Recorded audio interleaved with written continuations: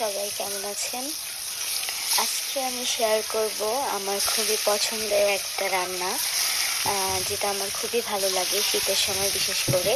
সেটা হচ্ছে বিচিওয়ালা সিম দিয়ে মাছ দিয়ে তরকারি রান্না যেটা। তো এই সিমটা আমার খুবই পছন্দ। তো আজকে আমি তাই এই সিমটা রান্না করছি। প্রথমে আমি এখানে তেলাপিয়া মাছগুলোকে ভালোভাবে ভেজে নিয়েছি। তো মাছটা আমি ভালো করে ফ্রাই করে নিলাম। ভালো করে ফ্রাই হয়ে যাওয়ার পরে আমি সেম তেলের মধ্যেই হচ্ছে সিমগুলোকে ফ্রাই করে নিব।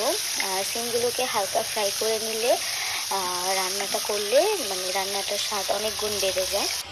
তো আমি মাছ ভাজা তেলেই কিন্তু ফ্রাইটা করছি। তো ফ্রাইটা করার আগে আমি একটু তেলের মধ্যে হলুদ দিয়ে নিয়েছিলাম। তো এরপরে আমি সিমগুলোকে আস্তে আস্তেভাবেই কেটেছি, যাতে করে এর মাঝখানে যে মটরশুঁটিগুলো বা বীজগুলো আছে এগুলো যেন বেরিয়ে না যায়। তো এই জন্য আমি এগুলোকে আস্তে আস্তে করে কেটে আলুর সাথে হালকা ভেজে নিচ্ছি, তাতে করে রান্নার টেস্টটা অনেক ভালো আসে। আপনারা চাইলে ভেজেও নিতে পারেন বা একবারও কষিয়েও রান্না করতে পারেন, এটা যার যার পছন্দ অনুযায়ী করতে পারেন। তো এ পর্যায়ে আমি সিমগুলোকে হালকা সুন্দর করে ভেজে নিয়েছি। আর লবণ হলুদ দিয়ে ভাজবো, আর বেশি মশলা দেওয়ার দরকার নেই, যেহেতু এটাকে আমি আবার পরবর্তীতে রান্না করব।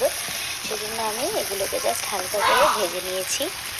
তো আমার ভাজা হয়ে গেলে আমি সেম কড়াইয়ের মধ্যেই হালকা তেল দিয়ে নিয়েছি, আর এর মধ্যে দিয়ে দিয়েছি পেঁয়াজ কুচি।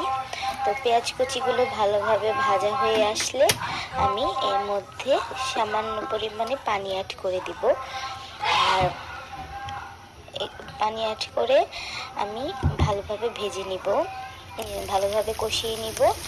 এরপরে আমি এর মধ্যে শুধু লবণ, হলুদ আর হচ্ছে ধনিয়া গুঁড়ো দিব, আর কোনো মশলা আমি দিব না। আপনারা চাইলে একটু আদা রসুন বাটা বা একটু জিরের বাটা যারা এগুলো খান তারা দিতে পারেন।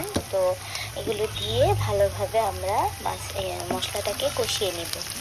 মশলাটা কষানো হয়ে গেলে আমি ভেজে রাখা সিমগুলোকে মশলার মধ্যে দিয়ে দিব।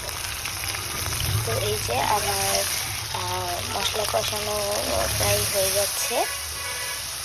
আমি লবণ হলুদ মরিচ দিয়ে মশলাটাকে ভালোভাবে কষিয়ে নিয়েছি। তো মশলাটা কষানো হয়ে গেলেই আমি সিমগুলোকে দিয়ে দিব।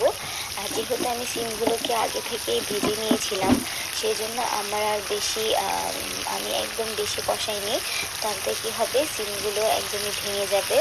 তো তরকারিটা খেতে ভালো লাগবে না, সেজন্য আমি সিমগুলোকে হালকা কষাবো।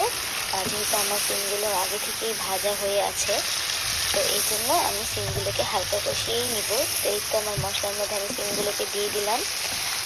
আর সিমগুলোকে যে আমি ভেজেছি সেটাও আমি একদমই ভাজা ভাজা করিনি, তো হালকা একটু ভেজে নিয়েছি। তো এই পর্যায়ে আমি সিমগুলোর সাথে মশলাগুলোকে একটু কষিয়ে নিলাম। এরপরে আমি এর মধ্যে পানি অ্যাড করে দিব। তো কিছুক্ষণ কষানোর পরে আমি এর মধ্যে পানি অ্যাড করে দিব, আর সাথে আমার মাছগুলোকেও এর মধ্যে দিয়ে দিব। দিয়ে কিছুক্ষণ ঢাকনা দিয়ে রাখলেই আমার রান্নাটা প্রায় শেষ হয়ে যাবে। এই তো পানি দিয়ে দিলাম, ঝোল দিয়ে দিলাম আমি। তো অল্প করেই ঝোল দিব, না হলে বেশি ঝোল দিলে পানি শুকাতে শুকাতে সিমটা একদমই কালো হয়ে যাবে, আমার সবুজ থাকবে না। তো যেহেতু সিমটাকে আমি আগেই ভেজে নিয়েছি, তাই আমি আর ভালো করে কষিয়ে হালকা পানি দিয়ে মাছগুলোকে দিয়ে ঢাকা দিয়ে দিব কিছুক্ষণের জন্য।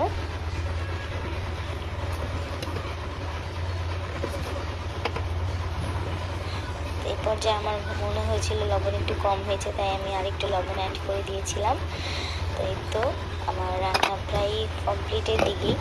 তো এই তো এখন জাস্ট মশলাগুলোকে জাস্ট আপনার ঝোলটা বলক আসবে আর ঝোলটা কিছুক্ষণ শুকিয়ে যাবে। তো এই পর্যায়ে আমি কিন্তু ঢাকনাটা উঠিয়ে দিয়েছিলাম, আমি আর ঢাকনা দিইনি।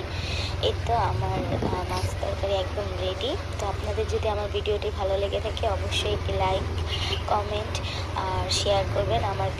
আমার চ্যানেলটি সাবস্ক্রাইব করবেন, আমার পাশে থাকবেন। সকলকে ধন্যবাদ। আর অবশ্যই আমার রেসিপিটিকে একটা লাইক, কমেন্ট, শেয়ার করে দেবেন।